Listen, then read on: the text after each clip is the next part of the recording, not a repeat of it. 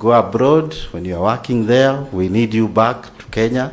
And mainly, we want you to invest. We have seen Nick present here a very good presentation on how we have remittances and how the remittances are growing.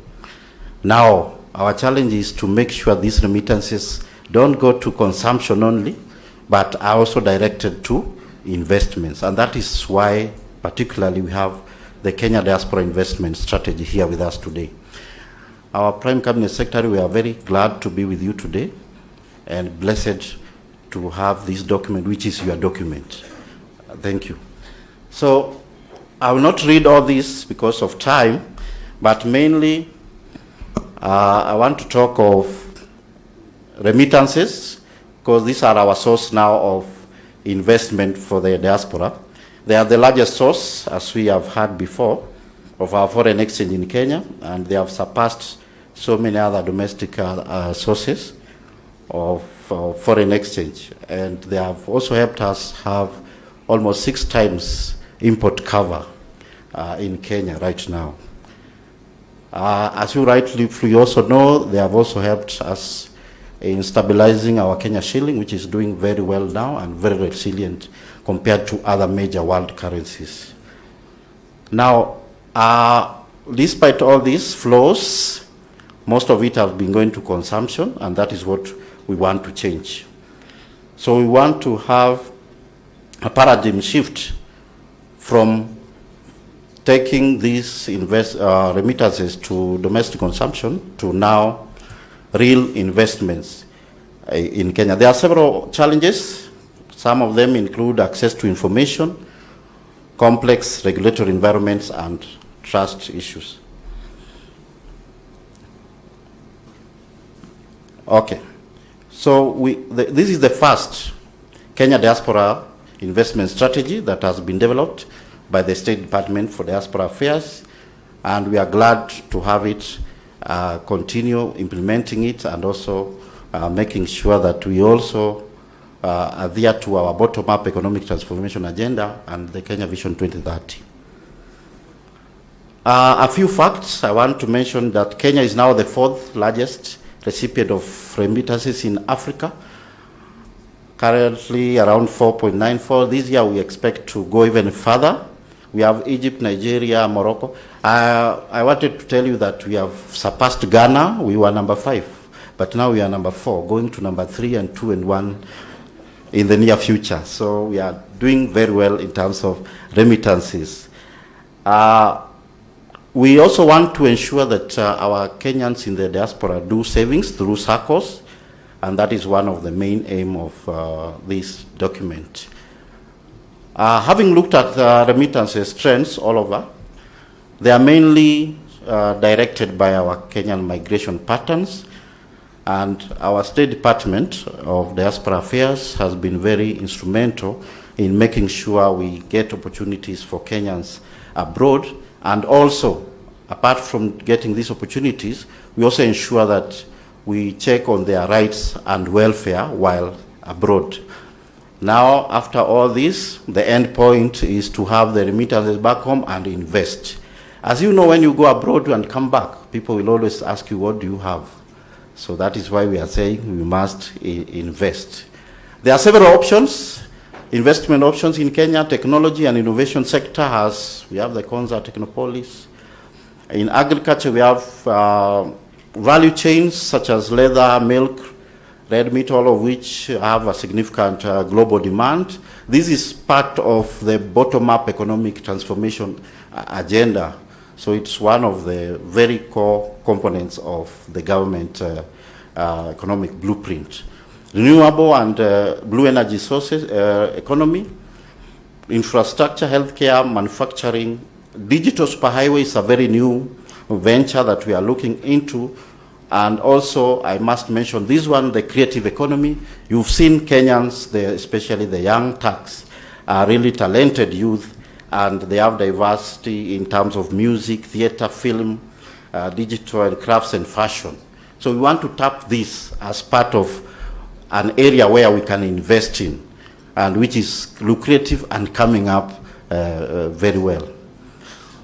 In our development of this document, we looked at several issues that underlie the investment in Kenya. One of them is, I'll just go through the pastel, which is political, economic, social, technological, environmental, and legal. I've mentioned a few areas where we looked at, and we saw some issues here and there, where we are going to make sure we have interventions, as mentioned here. But in the document, it's very clear on all the interventions we are going to put into use. Let me just look at one of them, which is issues of social, that is on trust. We are looking at where Kenyans have invested, but sometimes they have sent the money, but it has not been used in the rightful investment, maybe by their siblings or any other people. So the government of Kenya deemed it fit to come up with the Diaspora Investment Support Office, which is domiciled in the State Department for Diaspora Affairs, and mainly is to hold hands with the diaspora in their investment and act as a one-stop shop for investment in Kenya for the diaspora. And all ethical issues, including issues of arbitration and mediation, can be done in the Diaspora Investment Support Office. Some of our strengths are the growth and opportunities we have in labor markets. We have some few threats and weaknesses which the strategy is addressing. So I'll go straight to the goals. The first goal in this strategy is to build trust and enhance diaspora investments. We have a lot of strategies and activities under that. The second most important one is to expand diaspora investment alternatives, where we are coming up with new upcoming diaspora investment alternatives. And I will mention one here about the diaspora bond. Our Prime Cabinet Secretary, I know you are very passionate about this. We are trying to champion the issuance of the diaspora bond, and we look forward to your very good office to assist us in making this a reality. Number three, we enhance awareness on diaspora investment alternatives. We create a lot of awareness on that. We also want to improve the business environment for diaspora investment, try to make the one-stop shops, look at the issues as underlying the business investments in Kenya, and make sure we get solutions to that. The diaspora investment protection, I've mentioned that. We have already established the Diaspora Investment Support Office, which will be very crucial in undertaking this.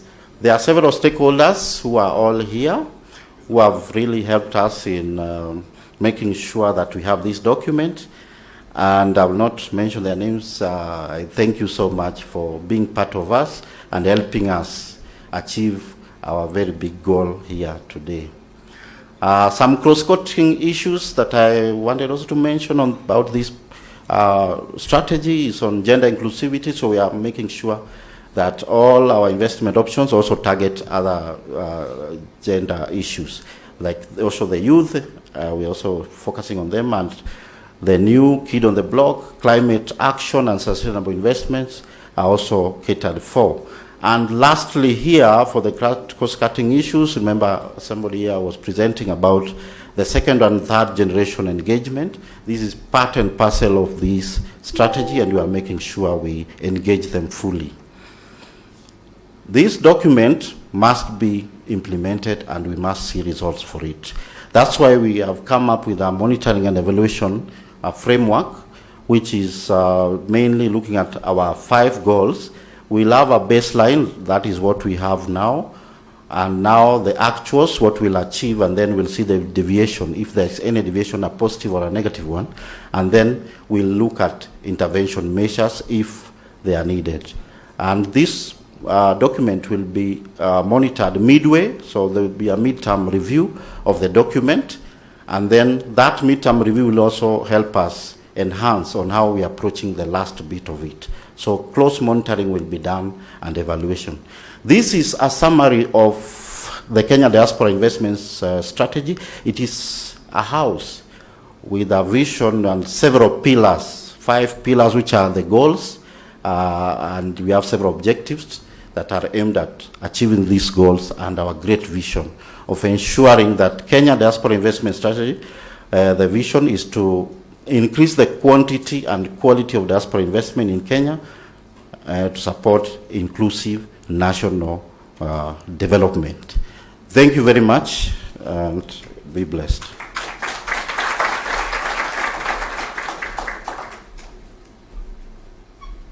Your Excellency, you know Mr. Kusimba is an economist, and he promised to be economic with words. I had given him 5 minutes, but thank you very much, Mr. Kusimba, for that brief. I want these people to read the document. You've read it, Karibu Wasome. But thank you very much. Our next speaker, briefly, is Mr.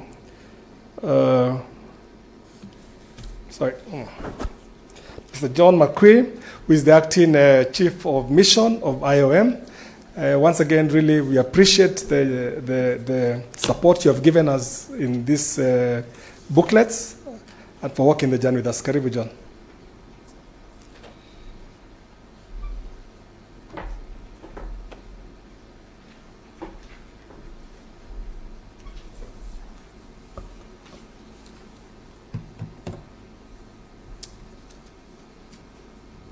His Excellency, Dr. Musalia Mudavadi, Prime Cabinet Secretary and Cabinet Secretary for Foreign and Diaspora Affairs. Rosalind Njogu, Principal Secretary, State Department for Diaspora Affairs. Victoria Porter, First Secretary, British High Commission. Distinguished guests, ladies and gentlemen, good afternoon. I've noticed that we have a very efficient timekeeper, so I will keep my remarks short. I'd like to start with thanking everybody for their participation in this workshop. It provides us with a great platform to engage a wide group of stakeholders in the discussion on enhancing the impact of remittances through investment, philanthropy, and private sector engagement.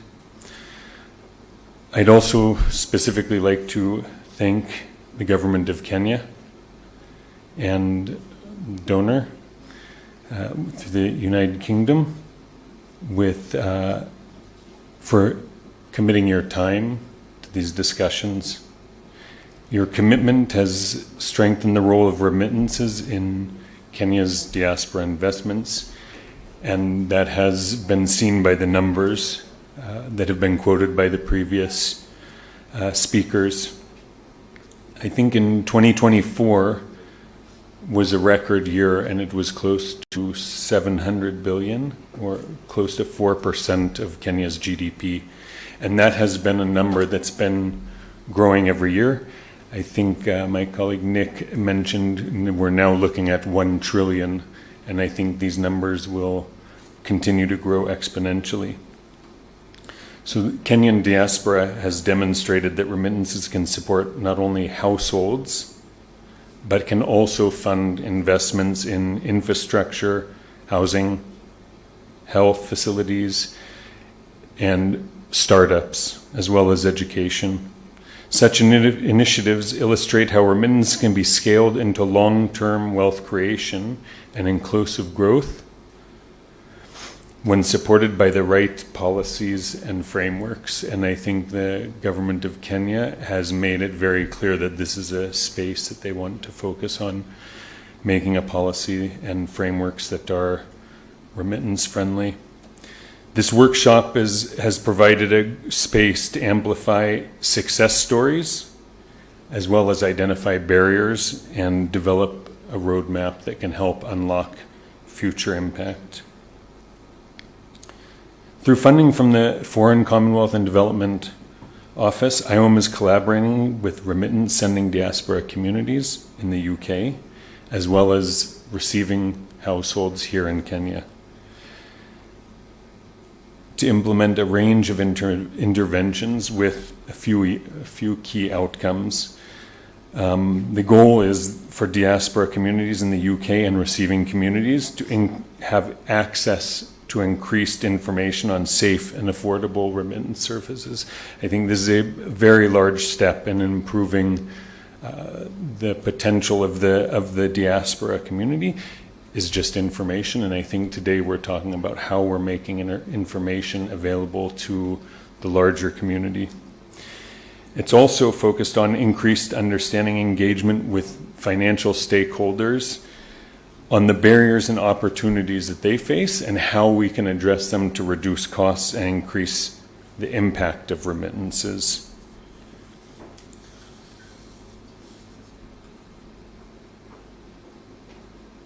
So many Kenyan communities also benefit from diaspora support to community development and resilience initiatives through online co-funding mechanisms.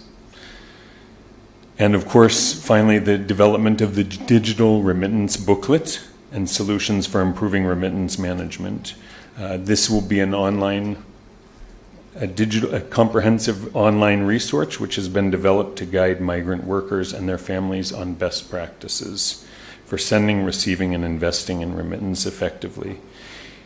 It really is a move forward in bridging the information gap and improving financial decision making. At a global level, IOM has been dedicated to partnering and strengthening remittances globally. It's not only Kenya where we see the remittances. So we do that through our 3E strategy, which is enable, engage, and empower framework, which helps diaspora members leverage their skills, networks, and financial resources for sustainable development in both their home and host countries. In Kenya, this has included several key initiatives, including the assessments on remittance flows from key countries to Kenya, identifying gaps and opportunities for investments. It's included supporting the diaspora policy, which aligns with global best practices to enhance diaspora contributions.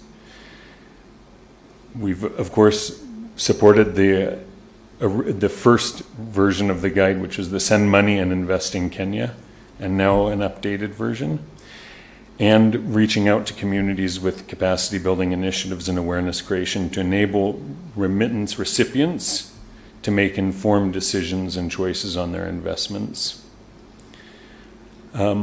Maybe I'd just say one or two small comments about how this initiative actually aligns with global development agendas. What we're discussing today is very much in line with the Africa Union's 2063 agenda, which underscores the importance of diaspora engagement in Africa's transformation.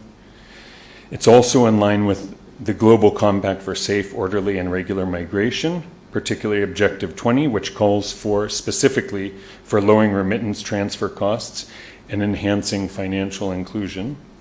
And of course with the Sustainable Development Goals, SDG 10C, which aims to also reduce remittance transfer costs to less than 3% by 2030. Finally, I'd like to say, ask everybody here to seize this opportunity to make use of and publicize the diaspora investment strategy and the online remittance booklet. I look forward to building on and continuing the partnerships that have been developed today and streamlining remittances, which will open opportunities for our diaspora to invest in Kenya. Thank you very much, and I wish you all a great afternoon.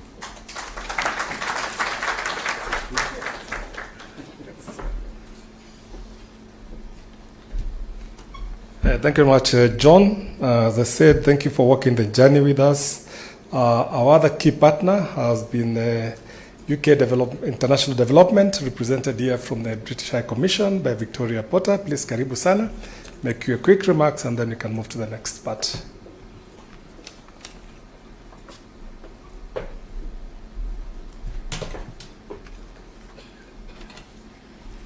Prime Cabinet Secretary Mudavadi, Principal Secretary Njogo, Acting Chief of Mission IOM McHugh, ladies and gentlemen, good afternoon.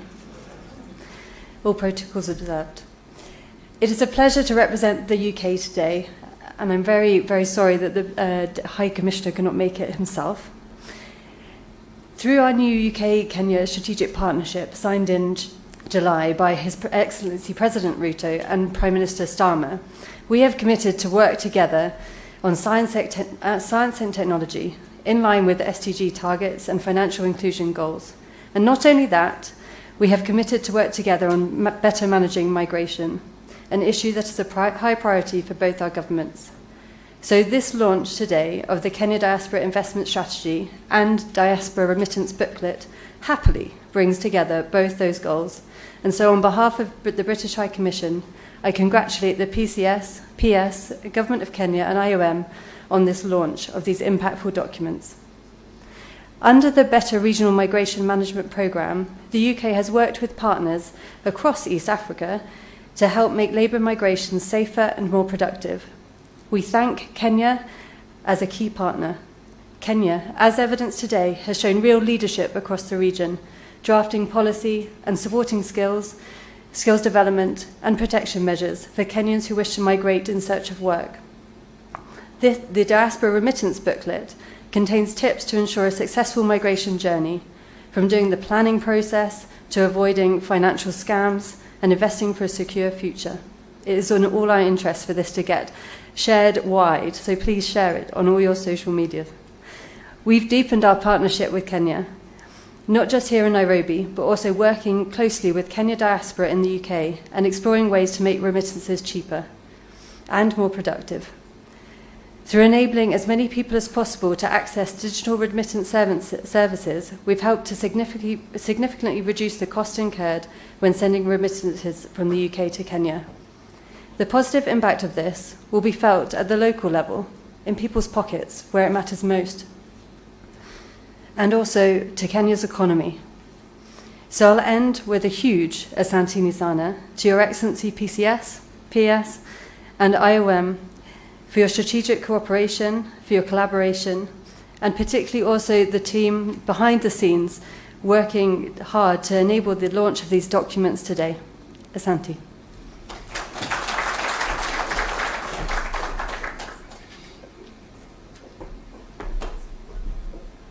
Thank you much, Victoria, for that assurance about future partnerships.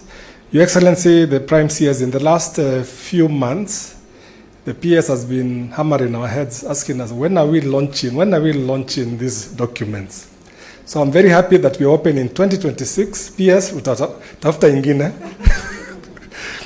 So, but thank you so much for all the support. You've walked this journey with us. You have advised us. You have shown us the way. So we are happy that we are closing the year launching this booklet. So let me have the pleasure of inviting our peers, Ms. Roslyn Kadure-Njogu, to make her remarks and invite His Excellency, the Prime CS.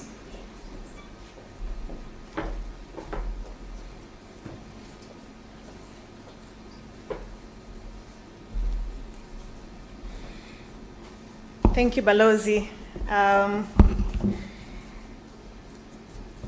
My boss, PCS, Chief of Mission IOM, representative of the UK government, our friend David Berno from IFAD, friends, colleagues, members of the diaspora who I noted. I was able to see a number here. Maybe diasporans, if you could wave your hands. I know you're home already. I know the summer bunnies. There you go. The summer bunnies are here. Are you winter bunnies? You're here. Karibuni sana nyumbani. And to our diaspora who are, of course, joining us virtually for this launch. Colleagues, friends, our team, good afternoon. Good afternoon. All right. So I am as excited as the previous speakers to be here to join you this afternoon at the end of our multi-stakeholder consultative workshop that was co-hosted by ourselves, by the IOM, by the UKID, through the FCDO, and that culminates in the launch that we'll have shortly of the Kenya Diaspora Investment Strategy 2025 to 2030, and the updated Diaspora Remittance Booklet that has been graced by our boss, PCS. I'm happy also because this is one of the few conversations where we get to have migration positive stories. Often when people talk about migration, it is usually in very polarizing language. On the one hand, it is usually certain countries telling migrants, go back home, yes? So it is usually very negative stories of go back where you came from, you're not welcome here, or, usually very dark stories of people who have gone to other countries using unclear paths. On the other hand, migration as well, or diaspora stories, are usually often extractive stories of people talking about we are being asked to send money constantly at home. People only see us as remittances or see us as an ATM card, something that my clients in the diaspora speak to quite often. And the conversation is usually tuma na utume na yakutoa. All right, so I'm happy to be having a conversation that's not about sort of these horrible dark stories, and that's not about tuma na yakutoa, even though we are going to be talking a lot about kutuma. All right, so thank you, Aziri, for making it. This really, I know this is something that you really care about, diaspora investment, and you're the champion for the diaspora bond, the diaspora investment bond, and looking forward to hearing some of that conversation from you. But for us, having the diaspora investment strategy moves our conversation in terms of how we engage with our diaspora to a much more strategic conversation. It answers the question, what are diasporas for? My enemies are succeeding. Okay. It answers the question, what are diasporas for? Or what is the promise of a diaspora? What can a diaspora do for its country? So let me thank IOM, let me thank the FCDO, and Waziri, let me say, this conversation on the diaspora investment strategy actually began in a London board. I wonder if the FCDO team is possibly here. Are they here? Tamasha and Co. They were online. In a boardroom conversation at the FCDO, where a Kenyan diaspora had convened this conversation, we started to talk about structuring and systematizing diaspora investments. And we talked about what some other countries had done. And then we said we needed to put out the government of Kenya's statement of intent on how we are going to work with our diaspora in a structured way to really harness funds and to give them clear opportunities for investment. So FCDO was critical in that conversation. I want to thank IFAD, I want to thank GIZ, VIDU, Africa Institute on Remittances, and all government MDAs, a number of whom are represented here, on the work that they have done with us to put together this document. But to ask maybe the question differently, what are diasporas for? Or what can diasporas do? I often tell this story in our diaspora engagements these days, and which I think is much more fun than reading my notes. I tell this story. How many of us in the room know a friend or a family member who has a sick relative, or who's at some point had a relative in India going for treatment? I have been a teacher. I am actually asking to see hands. Okay, good. All right, so almost everybody knows somebody who has had to go to India for treatment. But did you know that the Indian healthcare system was built on the back of their diaspora? Their diaspora remittance, their diaspora investment, diaspora expertise, knowledge, know-how, networks. So that whole thing, that in many ways defines one of the big things that we know about India, is a creature of their diaspora. Story number one. Story number two. I had the opportunity, and I'm happy to see we've overtaken Ghana in remittances. But about a year ago, Excellency, I went to Ghana. And we had a conversation with the person who holds my job in Ghana. And we're talking about, the impact of diasporas. And he told me, do you know that the first cocoa beans to come to Ghana were brought by a diaspora and returning home? He just figured, okay, I'm going to go and see I found this thing somewhere. I'm going to go and try it out at home and see how it does. When I was growing up, when someone was saying irrelevant things, we used to tell them, how does that change the price of cocoa in Ghana? I tell that story. Apparently, people didn't grow up in my house because nobody else used to say that, or I probably came from a very rude part of this country where people say things like that. But it built an entire important part of the economy of Ghana on the idea and of the dream of one diasporan. Okay? Third and final story.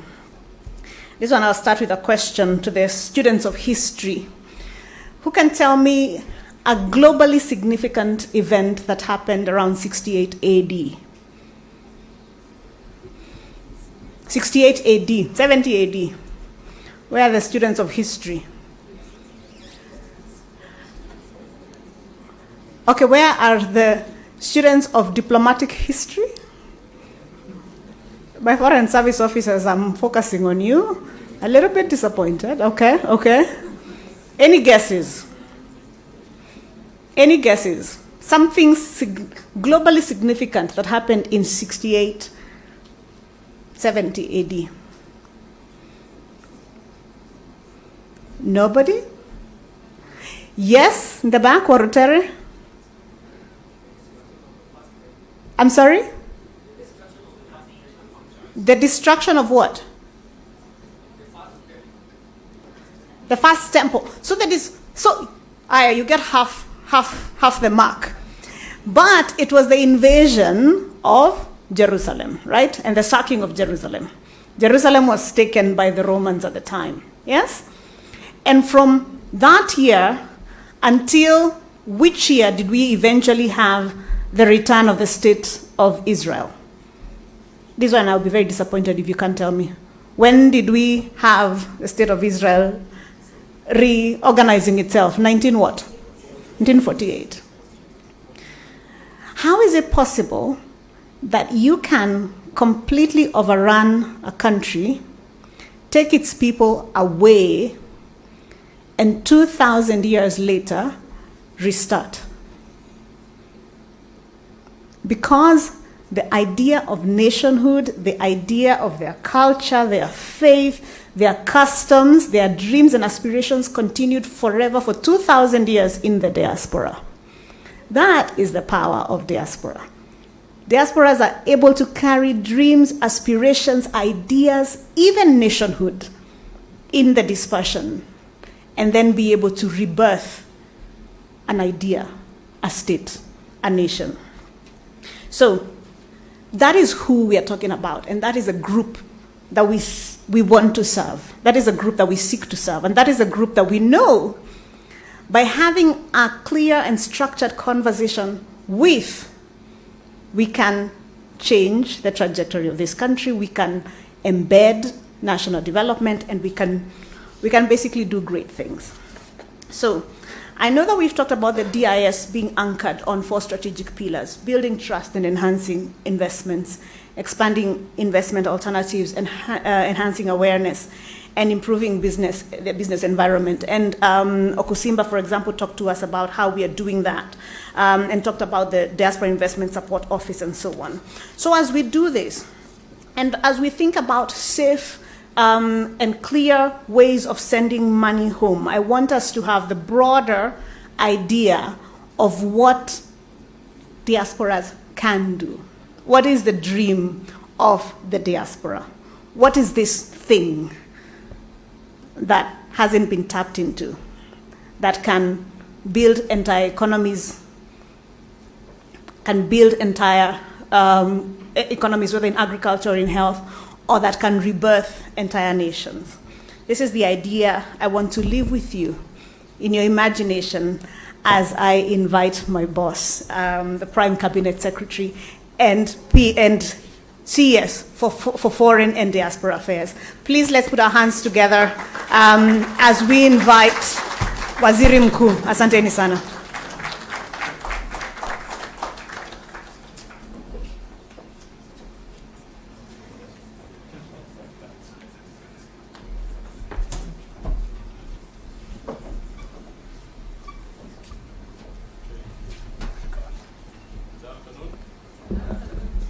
Don't worry, I'll not ask any hard questions like the piece.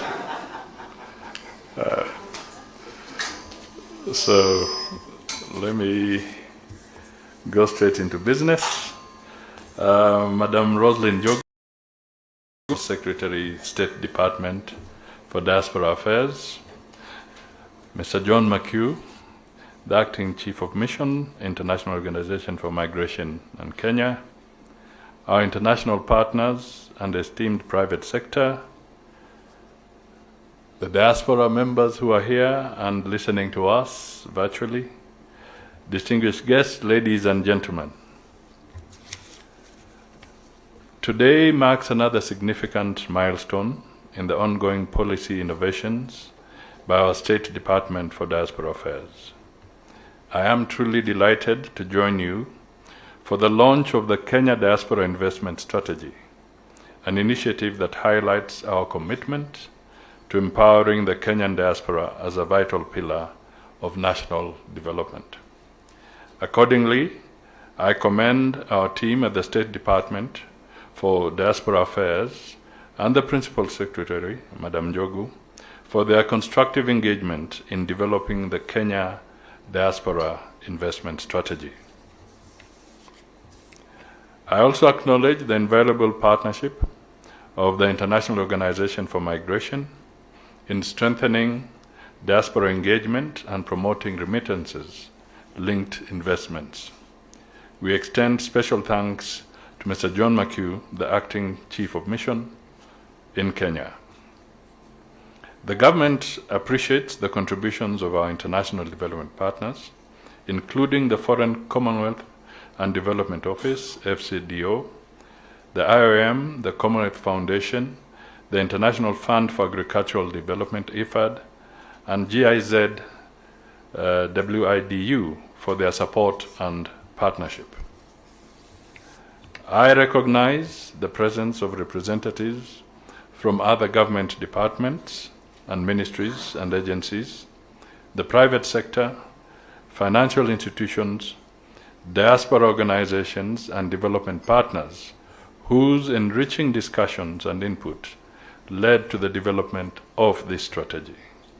Today's event has been made possible through the collaboration between the State Department of Diaspora Affairs and the IOM Kenya in organizing this multi-stakeholder workshop on enhancing the impact of remittances through investments, philanthropy, and private sector engagement. The Kenya government fully supports and appreciates the role played by the Kenyan diaspora in advancing the country's socioeconomic development. Diaspora remittances remain a lifeline for millions of households and a key driver of national growth. Reaching $5.08 billion in the 12 months to June 2025, that is a 12.1% increase from the previous year. The remittances now account for 4.6% of Kenya's GDP, surpassing traditional earners such as tea, coffee, and tourism. And indeed, Mr. Kusimba was able to display that. While remittances are currently largely used for consumption, workshops like this help build strategies and networks to transform them into highly impactful investments. A key step in this effort is the Diaspora Investment Strategy, a major milestone in channeling diaspora remittances into sustainable, long-term investments that drive job creation, innovation, and industrial growth. Its vision is to foster an enabling, transparent, and inclusive environment that builds trust, promotes innovation, and safeguards diaspora investments. The strategy was developed through a whole-of-government, multi-stakeholder process, incorporating inputs from MDAs, diaspora organizations, the private sector, and international partners, including those that are with us here this afternoon. Notably, the diaspora investment strategy aligns the government's bottom-up economic transformation agenda and Kenya's Vision 2030 goals, focusing on sustainable development through increased investment, trade, and enterprise creation. The Kenya Diaspora Investment Strategy is anchored on 5 pillars: building trust and enhancing diaspora investments, expanding investment alternatives such as diaspora bonds, pooled funds, and blended financing mechanisms. 3, increasing awareness of viable investment opportunities across priority sectors. 4th, improving the business environment to facilitate ease of doing business for the diaspora. 5, establishing a diaspora investment protection framework to enhance investor confidence.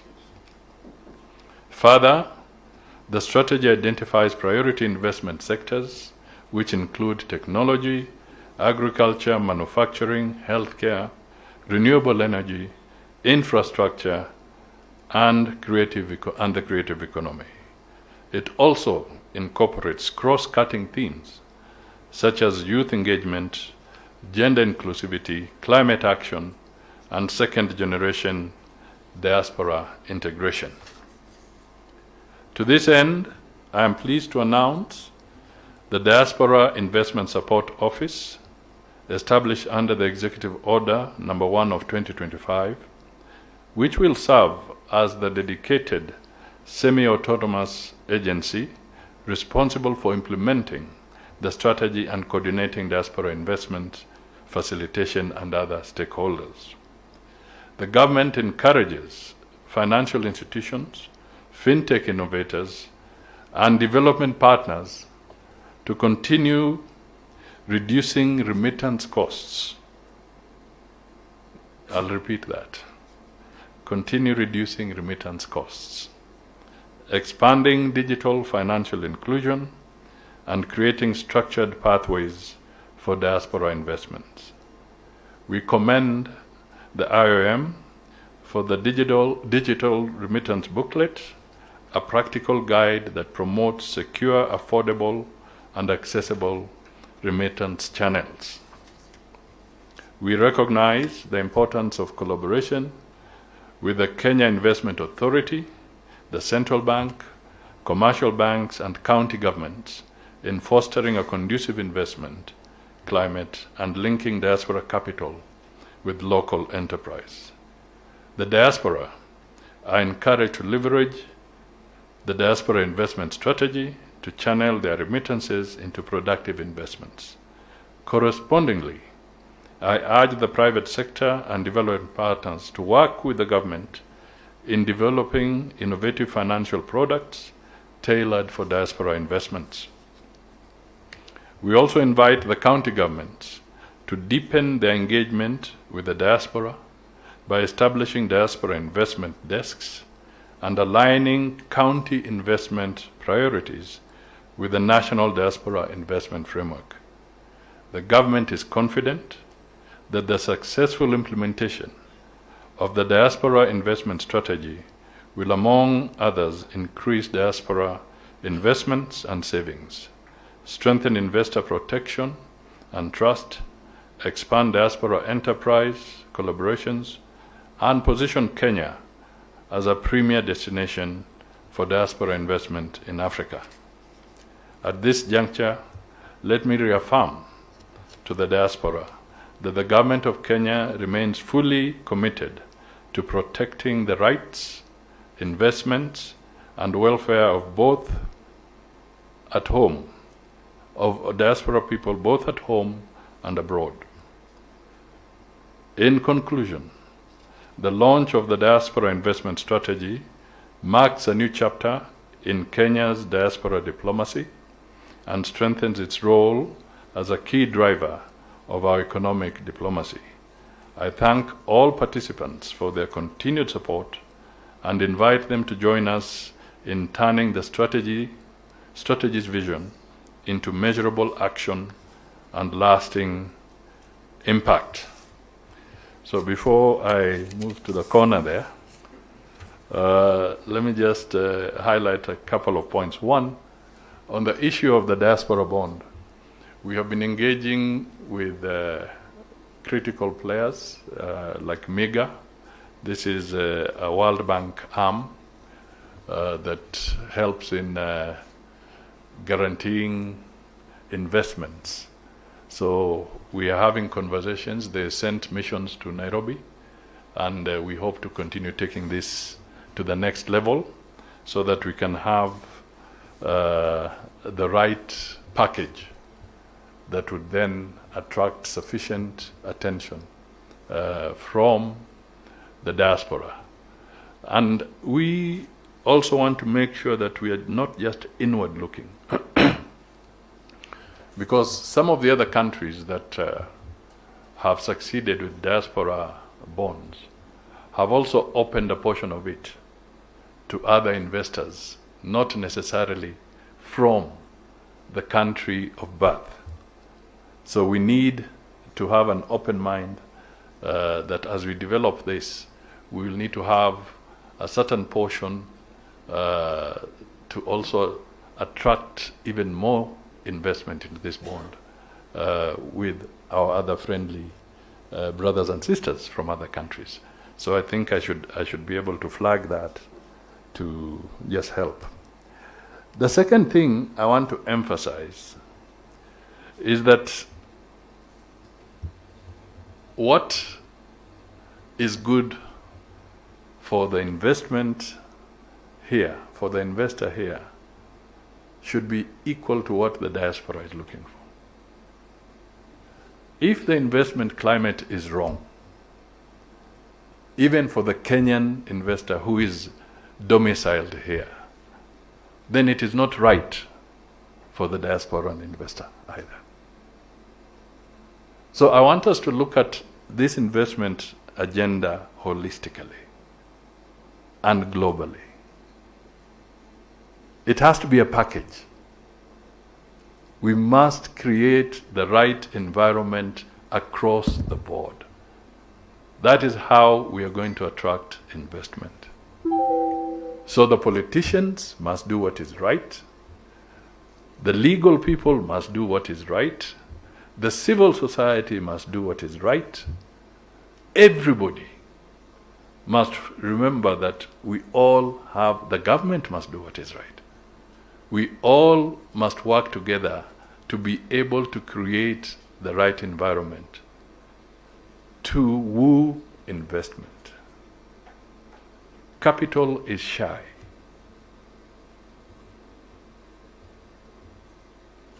When we talk of 5 billion coming in, that is money coming in. We can also talk of capital flight. That is money going out and running away from a hostile investment climate. So it is both ways. I thought I should emphasize some of these things so that we can appreciate. The other is the tax. We have to balance this. As we talk of incentives, I would want to persuade you not to put too much emphasis on tax incentives. That is usually not a very reliable area to incentivize investment, because countries' physical requirements vary, they change, and therefore tax policies are prone to adjustment. We should look at investment more on a long-term basis in terms of other things that we could do. And by the way, I think it should be brought to the attention of everybody that the Constitution of Kenya on tax matters does not give any exemption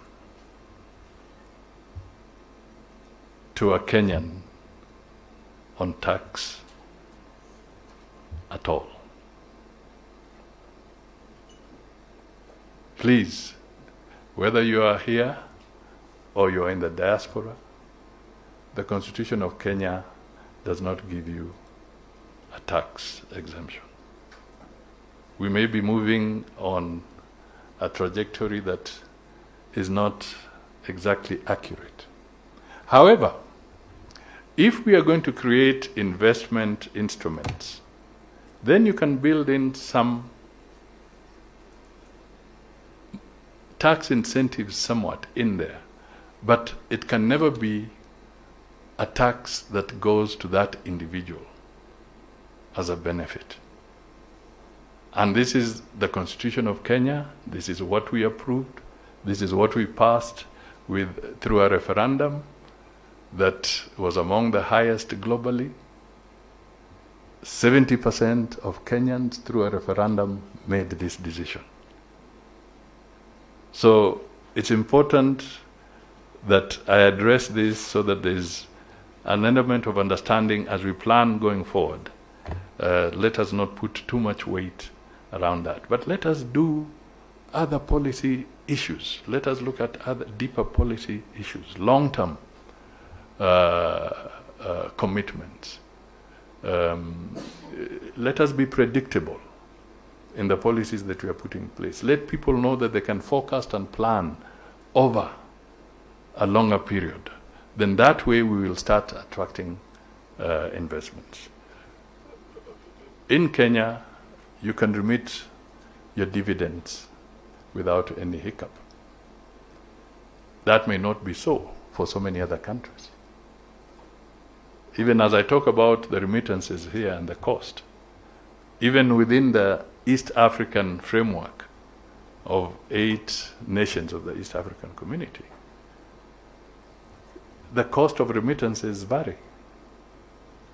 So even within the context of our regional economic blocks, then we must now engage and see what can we do to kind of harmonize and persuade our brothers and sisters in other countries that we all benefit when there is efficient and free flow of capital and investment in all our countries. We cannot rely on one country having that freedom and others not having it, because ultimately then the benefits will not go to everybody. Finally, let me talk a little bit about 2 points. One is privatization. I really want to plead with Kenyans. Embrace privatization. Embrace privatization.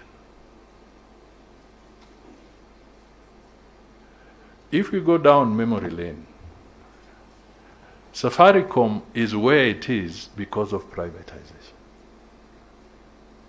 We had a monopoly in the name of KPTC. It was a money guzzler. It was making losses. We opened up the economy. We privatized. We brought in competition in the name of Safaricom, Airtel, what have you. It is from that privatization, that move, that brave move that Kenyans made to embrace the private sector, that made Safaricom the giant that it is. Today, Safaricom has become the largest private sector investor in Ethiopia, starting from running away from a monopoly. I want to tell you Kenyans, my fellow Kenyans, if it was the government making those decisions about investing in Ethiopia, we would never have made it. It is the private sector. We have to embrace privatization. The government of Kenya's stake in Safaricom is about 33%. The government of Kenya is privatizing only a portion of it, not all of it. It's raising money, which can be put into other use, positive other use. Now, how do Kenyans increase their share in Safaricom? It is quoted on the stock exchange. This is a company on the stock exchange. If we had advanced with the Diaspora vessel, the Diaspora vessel would have increased its stake, or can increase its stake in Safaricom. So you take it away from the government, but give it to the Kenyans through the stock market and other investors. But we are talking and misleading people as if the government has committed a mistake. It has not. And in principle, the proportion is that where the government has less or 33% and below, that is regarded as a private entity. And the government is just an investor now in a private entity. So Safaricom is not a parastatal. Safaricom is a private company. I thought these are critical points that are being omitted in the discourse that is going on about privatization. Let me give you another example. KCB. KCB was 100% government owned. The government of Kenya has reduced it to 33% or thereabout. Those of you who are slightly older will remember that when KCB was a parastatal, it used to don blue number plates for their managing director and for their people. The moment the government of Kenya reduced its shareholding to 33% and below, it ceased to be a parastatal and a government entity. It became a private company quoted on the stock exchange.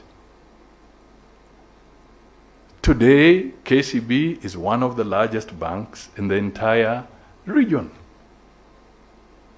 And the government of Kenya gets a dividend because we embraced private sector. So, to the Kenyans who are out there, let us apply honesty to this conversation. There's too much conspiracy theory every time. Too much conspiracy theory every time. If you are to ask me, I would push and privatize even more. There are certain state corporations that literally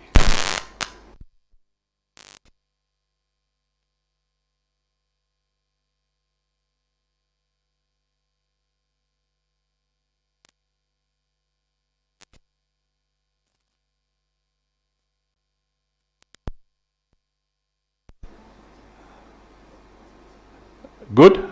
Good. Yeah, another one that is private is actually KPLC.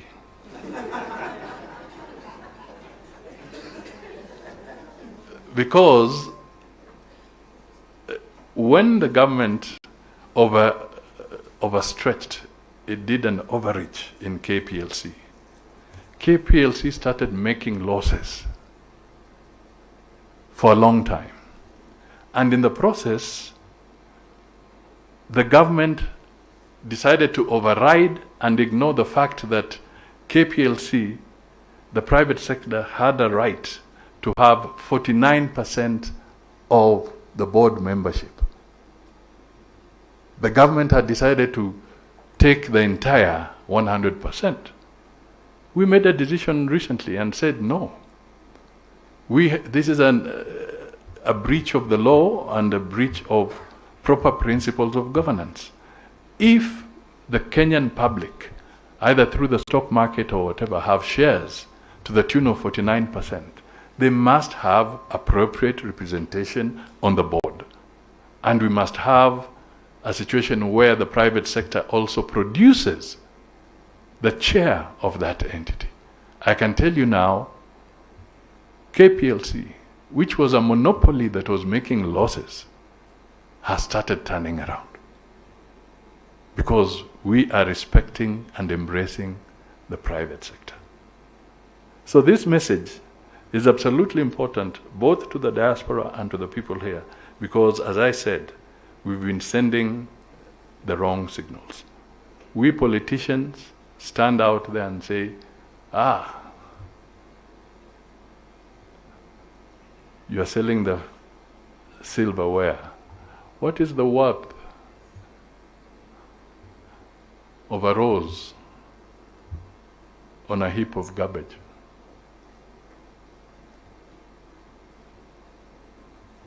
That's the question we need to keep on asking ourselves. If some of these entities are no longer giving us that, why are we over-politicizing and running this? Accountability, transparency, important. But let it not kill the principle and the direction of privatization. A country's growth, a country's revenue base will grow on the basis of the size and quality of its private sector. If there's no private sector growing in our country, we shall not have revenue to do our roads. So we must not look at privatization and the private sector as an opposition to be crushed. We must embrace and work with the private sector. And this is a strong message for the diaspora and for Kenyan investors. Finally, on a positive note, I think what we are discussing today is extremely important because we have moved away from what we have been treated to, rightly, and sometimes maybe wrongly. In the last few months, I've been spending a lot of time in Parliament answering questions on why a Kenyan has been arrested in one corner, why a Kenyan has been mistreated in another corner, why this and this, to the extent that it has been clouding this very important message about the diaspora. So as much as we have those challenges and we must address them, I think today is a very positive day because we are acknowledging that the strength, the power, the commitment of Kenya's diaspora is extremely tremendous and purposeful for the people of Kenya. So we salute you as diasporans, wherever you are, as we do what we have to do. So let me end there. I'm a politician, so you can accuse me of what you so wish, but most important, let us understand that privatization is good, it's healthy for this country, and the President has been talking of setting up an infrastructure fund and all these other things. We are looking at it from the perspective that the donor window is constrained at this point in time. And it will be constrained for a long time. So if you anticipate that you're going to be getting freebies from our development partners and what have you, let us face the reality. We have to start being innovative and looking at other ways of raising resources for our development needs in this country. It is absolutely essential that we face that reality. the other thing, of course, is just to talk and say that when we sign off on international obligations and MOUs, there's a process because we have to be in conformity with the laws of this country, with the Constitution. So we engage in negotiations. We engage with our partners. We consult our Office of Attorney General. You're not going to have a Minister for Foreign Affairs appending a signature to an agreement without having had a situation where the Attorney General office has gone through this. I'm saying this because there's also a misconception that Kenya has given off its data protection and in the various agreements that we have been signing. That is not factual. There are protocols that must be followed. There are protocols that must be adhered to in accordance with our laws and also in accordance with the laws of our partners. And this calls for conversation, deep, intense, candid, as we go ahead. So, asante sana. I think I'm ready to do the needful, and I wish you all success, and thank you for the team that has worked on this. Thank you.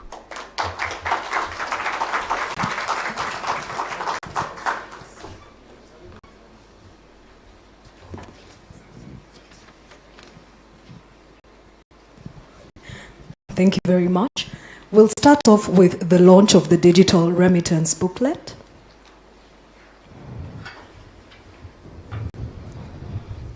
Thank you for removing that.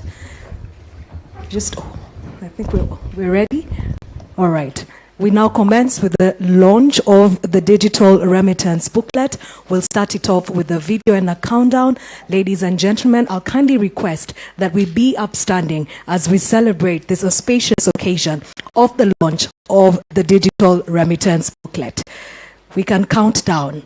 10, 9, 8, 7, 6, 5, 4, 3, 2, 1.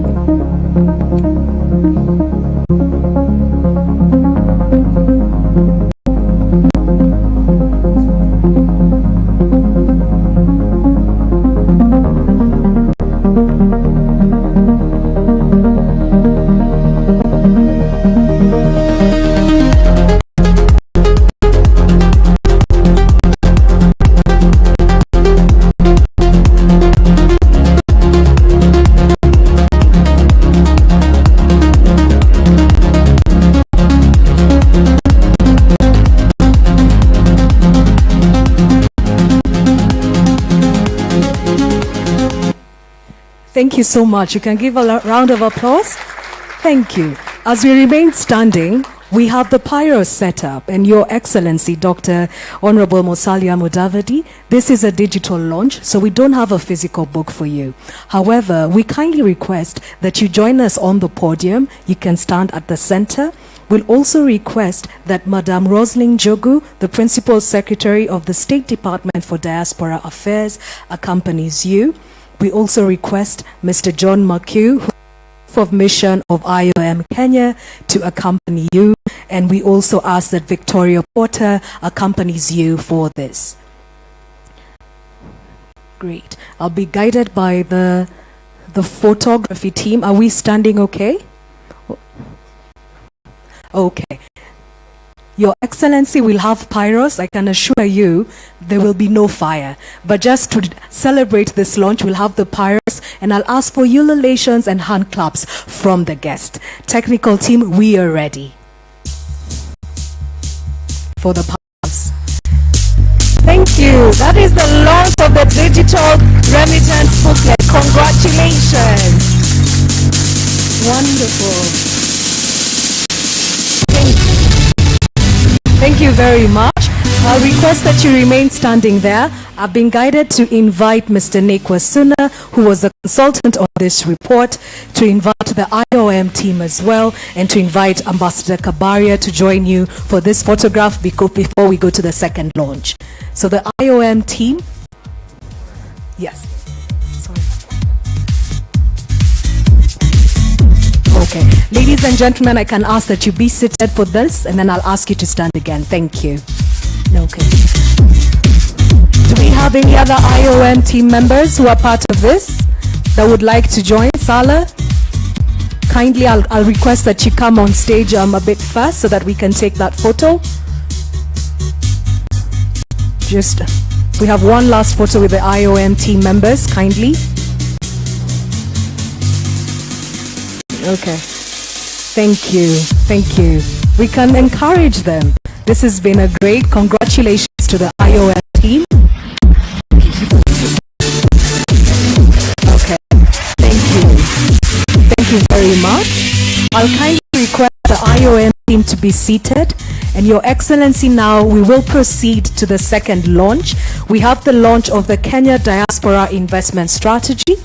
I'll that we go to the side where we have the curtains drawn.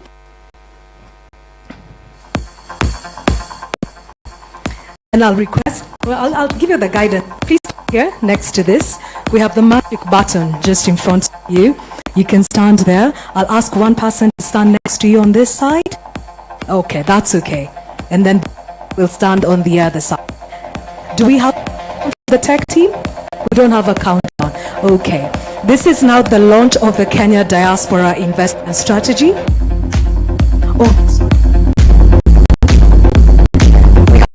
Of the Kenya Diaspora Investment Strategy. Ladies and gentlemen, I'll ask the upstanding, Your Excellency, then I'll ask that you push the magic button just next to you. You can push the button now. Okay, thank you. There you have it. We can give you a hand.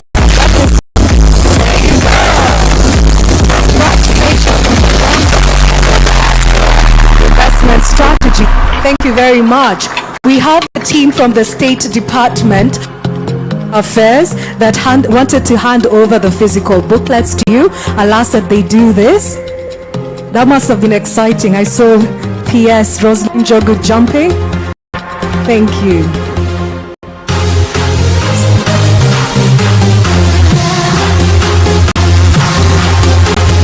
Congratulations. We can have another hand clap.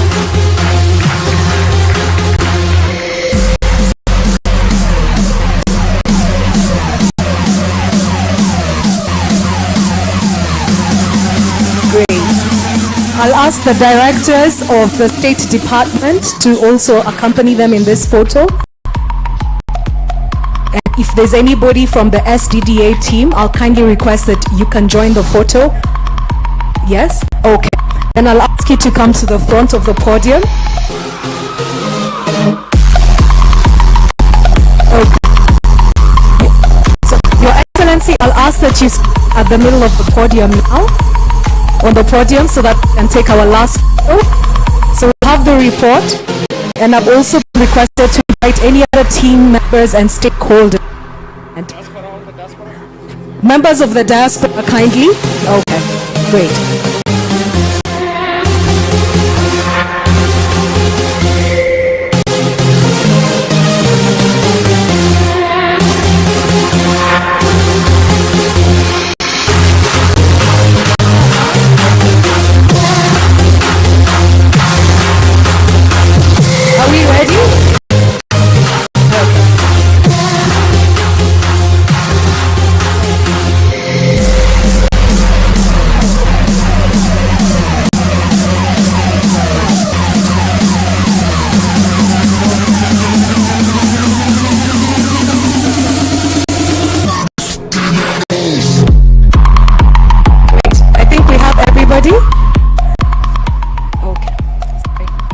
I think we have everybody.